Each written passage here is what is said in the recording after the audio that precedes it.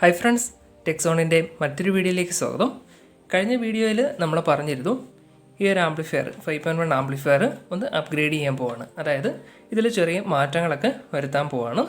അപ്പോൾ അതിനുവേണ്ടി എന്തൊക്കെ കാര്യങ്ങളാണ് നമുക്ക് ആവശ്യം, അല്ലെങ്കിൽ അഡീഷണലായിട്ട് ഏതൊക്കെ ബോർഡുകളാണ് ഇതിൽ ആഡ് ചെയ്യുന്നത് എന്നാണ് ഈ ഒരു വീഡിയോയിൽ നോക്കുന്നത്.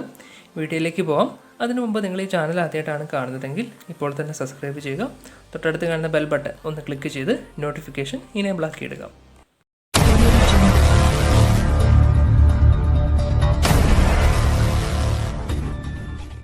നമ്മളിവിടെ അപ്ഗ്രേഡ് ചെയ്യുക എന്ന് ഉദ്ദേശിക്കുന്നത് വേറെ ഒന്നുമില്ല, ഈ ആംപ്ലിഫയറിനെ കംപ്ലീറ്റ് ആയിട്ട് റിമോട്ടിലേക്ക് മാറ്റുകയാണ്. ഓക്കെ, ഇപ്പോൾ ഇതിൻ്റെ ഫ്രണ്ടിൽ കാണുന്ന ഈ കൺട്രോൾസ് എല്ലാം മാറിയിട്ട് ഒരു റിമോട്ട് ഉപയോഗിച്ചുകൊണ്ട് ഇതിലെ കംപ്ലീറ്റ് ഫങ്ഷൻസ് നമുക്ക് കൺട്രോൾ ചെയ്യാൻ സാധിക്കും. അപ്പോൾ അതാണ് നമ്മുടെ മെയിൻ ഉദ്ദേശം. വേറെ ഇതിൻ്റെ ഔട്ട്പുട്ട് പവറിൽ കാര്യമെന്നല്ല ഒരു വ്യത്യാസം വരുന്നില്ല, കാരണം നമ്മൾ സെയിം ആംപ്ലിഫയർ പോർട്സും പവർ സപ്ലൈ ഒക്കെ തന്നെയാണ് എടുക്കുന്നത്. അപ്പം ഈ ആംപ്ലിഫയറിൽ നിന്ന് എടുക്കുന്നത് ഇതിൻ്റെ 5 ചാനൽ ബോർഡും പവർ സപ്ലൈ ട്രാൻസ്ഫോമറും അതുപോലെ ലോ പാസ് ഫിൽറ്ററും നമ്മൾ എടുക്കുന്നുണ്ട്. ഇതിൽ തന്നെ ഇരുന്നാണ് 2 MOSFET ബോർഡും പിന്നെ ഒരു DC to DC SMPS. ഇത്തരം കാര്യങ്ങൾ പഴയ തന്നെ അല്ലെങ്കിൽ നേരത്തെ ഇരുന്ന് തന്നെയാണ് നമ്മൾ എടുക്കാൻ പോകുന്നത്. ഓൾറെഡി കസ്റ്റമറിന് അത്യാവശ്യം നല്ല വർക്കിംഗ് ഇതിൽ നിന്ന് കിട്ടുന്നുണ്ടായിരുന്നു എന്നാണ് പറഞ്ഞത്.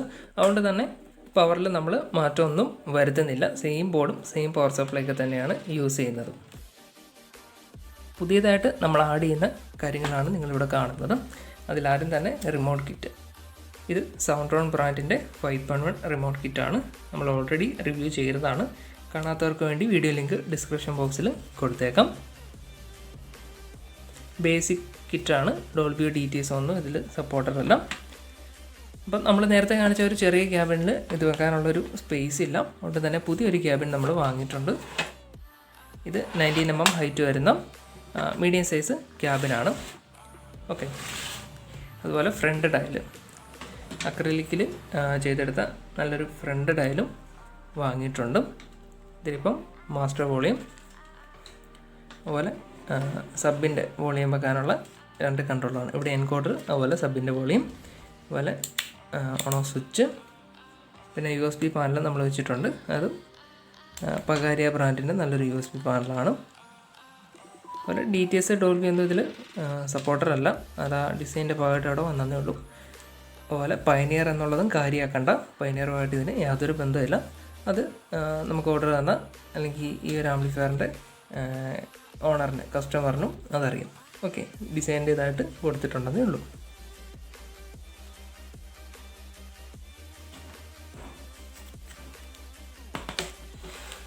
പിന്നെ വരുന്നത് ഒരു ചെറിയൊരു പവർ സപ്ലൈ വാങ്ങിയിട്ടുണ്ട്. ഇത് DVD SMPS ആണ്. DVDയിൽ വരുന്ന ഒരു പവർ സപ്ലൈ ആണ്.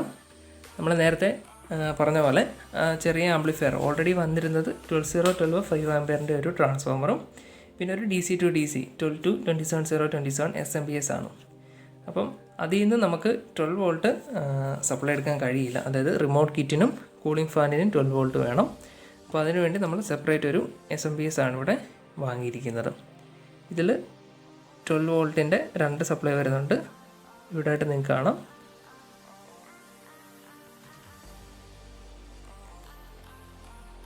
ഇവിടെ ആയിട്ട് 12 വോൾട്ടിൻ്റെ ഒരു സപ്ലൈ വരുന്നുണ്ട്. അതുപോലെ ഈ സൈഡിലും 12 വോൾട്ട് 5 വോൾട്ട് സപ്ലൈ ഒക്കെ വരുന്നുണ്ട്.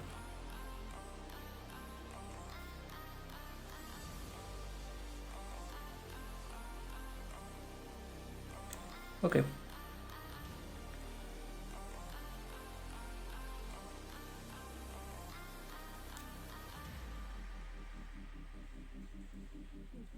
പിന്നെ വരുന്നത് ഈ ഒരു ക്യാബിൻ്റെ ബാക്കി ഫിറ്റിങ്സ് ആണ്.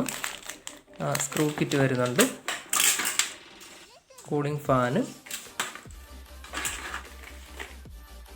അതിൻ്റെ ഗ്രില്ല്, പിന്നെ സ്പീക്കർ സോക്കറ്റ്സ്,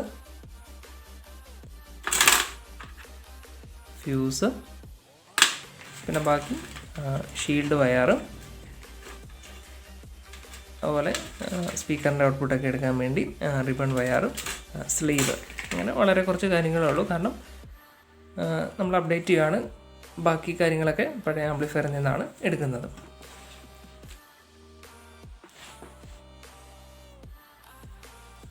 ഫ്രണ്ട്സ്, അപ്പോൾ എന്തായാലും ഇത് കംപ്ലീറ്റ് ചെയ്തിട്ടുള്ളൊരു വീഡിയോ ചെയ്യുന്നതായിരിക്കും. അപ്പോൾ ആ ഒരു വീഡിയോയിൽ കാണുന്നവരെ ബൈ.